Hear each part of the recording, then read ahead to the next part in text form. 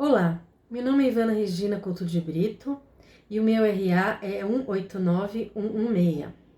Eu vou apresentar para vocês o meu TCC, que é parte da disciplina Metodologia do Trabalho Científico em Educação.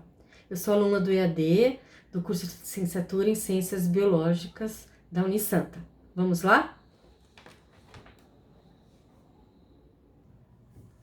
O título do meu trabalho é a contribuição do uso de metodologias ativas e tecnologias digitais, TICs, para o ensino de ciências e biologia. Fazendo uma breve introdução, o ensino das ciências vem se modificando ao longo da história frente às demandas de uma sociedade cada vez mais complexa. No passado, esse modelo de ensino era puramente positivista e tecnicista, centrado nas investigações e descobertas científicas, e colocava o professor como agente central na transmissão do conhecimento para um aluno passivo. Hoje, essa abordagem ela sofreu uma modificação, sendo mais abrangente e interdisciplinar, e busca colocar o aluno como um agente ativo e protagonista do seu processo de aprendizagem, fazendo compreender também as relações existentes entre ciência, tecnologia, sociedade e meio ambiente. Para que isso ocorra na prática, é preciso pesquisar e selecionar metodologias, estratégias e recursos didáticos capazes de provocar um processo de ensino e aprendizagem que seja de fato efetivo e significativo. Nesse contexto, as metodologias ativas e as TICs combinadas, elas vêm se apresentando como possíveis ferramentas, promissoras para serem utilizadas na sala de aula. O objetivo geral do trabalho é fazer um breve levantamento da literatura sobre o uso dessas tecnologias digitais e metodologias ativas por professores de ciências e biologia do ensino básico da rede pública. Objetivos específicos seriam destacar o que vem sendo utilizado em sala de aula e os desafios que limitam seu uso. A metodologia de pesquisa utilizada foi a de revisão bibliográfica narrativa do tipo qualitativa, usando como bases de pesquisa o Google Acadêmico, Cielo e periódicos CAPES. Alguns artigos foram selecionados de forma discriminatória, com base em análise de seu conteúdo, para atender aos objetivos propostos desse trabalho. Bem, como principais resultados, foi levantado que várias e diversificadas são as tecnologias digitais utilizadas pelos professores de ciências e biologia, tendo seu uso sido intensificado durante e após a pandemia. Então, exemplos dessas tecnologias são as redes sociais, WhatsApp, Instagram, YouTube, sites, blogs, softwares educacionais, laboratórios virtuais de aprendizagem, entre tantos outros. As metodologias ativas combinadas com as TICs, elas vêm sendo utilizadas nas escolas públicas, embora o seu uso ainda é baixo. Apesar disso, há uma tendência na literatura de que elas sejam cada vez mais utilizadas pelos professores. Atividades onde elas são mais comuns em sala de aula, atividades mais comuns em sala de aula do seu uso são uso de jogos digitais, sala invertida, rotações por estações, apenas para citar alguns exemplos.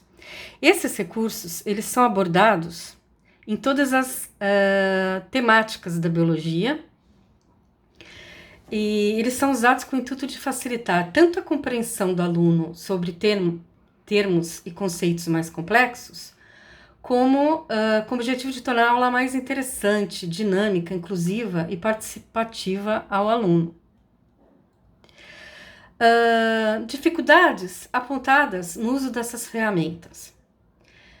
Bom, resistência por parte do professor é uma delas, seja por inércia, preguiça ou falta de confiança em utilizá-los. Preferência por uma aula mais expositiva, usando o quadro e o livro didático. A falta de formação apropriada para o seu uso. Condições inadequadas de trabalho, falta de tempo e infraestrutura física nas escolas, né? Nem sempre ela é adequada para que se possa estar desenvolvendo uma aula em que há necessidade do uso dessas tecnologias. E problemas de acesso à internet.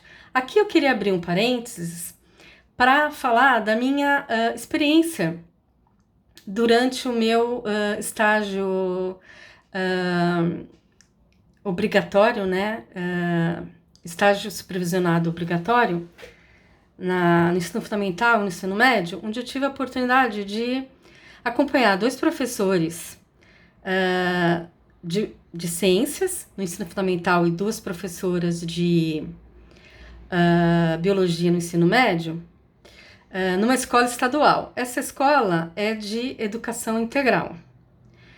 E eu pude observar que os professores mais antigos da escola, no caso os professores de ciências, eles apresentavam uma resistência ao uso dessas tecnologias, né? E eles preferiam usar o quadro e ter uma aula mais expositiva, né? Mesmo quando tentavam usar, eu sentia que, por exemplo, no caso de um deles, havia assim um medo, né? A pessoa se sentia desconfortável para usar essa tecnologia, e além de outros problemas na escola, como, por exemplo, o professor tinha interesse de colocar um vídeo, mas na hora de colocar esse vídeo, não sabia mexer no equipamento, ou o equipamento dava problema, ou o sinal da internet era fraco.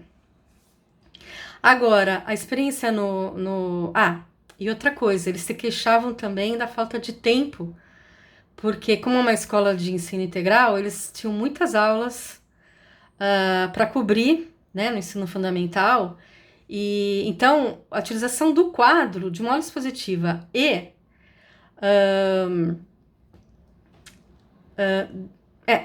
de uma aula mais expositiva poupava tempo. E do livro didático, né? O livro didático, ele quebrava um galho, porque o professor colocava as atividades para os alunos fazerem, né? Então, assim, era até conveniente. Agora, no ensino médio, as professoras, por serem mais jovens e o número de aulas de biologia ser bem mais reduzido, elas já demonstravam mais agilidade para lidar com essas tecnologias. E ficou claro que, assim, por exemplo, a escola estadual, como tantas outras, né, no estado de São Paulo, elas têm implementado as tecnologias na sala de aula, mas não de uma forma adequada também, né? O seu uso também não está sendo totalmente integrado. Ela é mais, assim, usada como numa situação ou outra, para tornar a aula um pouco mais interessante, mas não como uma metodologia mais eficaz de ensino. Essa foi a impressão que eu tive no meu estágio, né? No estágio na escola onde eu fiz esse estágio.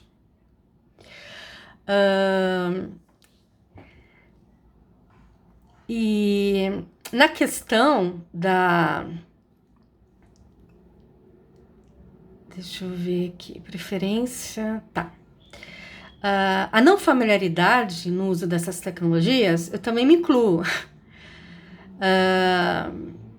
Então, assim, por ter tido uma formação mais conservadora, né, na escola, um método mais tradicional, eu também sinto a necessidade de fazer cursos, né, para me aprimorar no uso dessas tecnologias, né? Para mim também é algo que não é tão assim natural, né?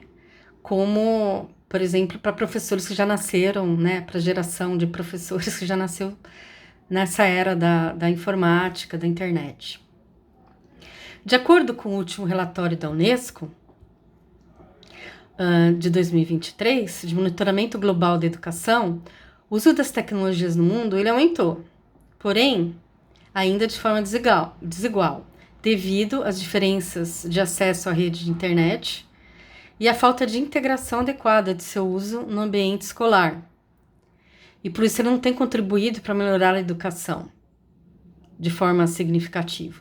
No Brasil, 60% das escolas brasileiras não têm as TICs incorporadas no ambiente escolar e, portanto, se faz urgente a adoção de políticas públicas para corrigir esses atrasos.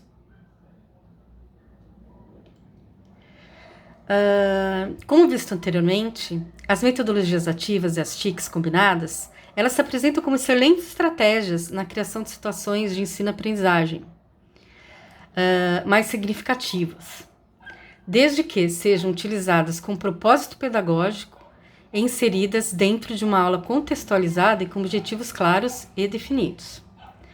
A utilização dessas ferramentas, ela requer dos professores tanto conhecimento quanto domínio do seu conteúdo, da forma e o momento certo de aplicá-las em sala de aula.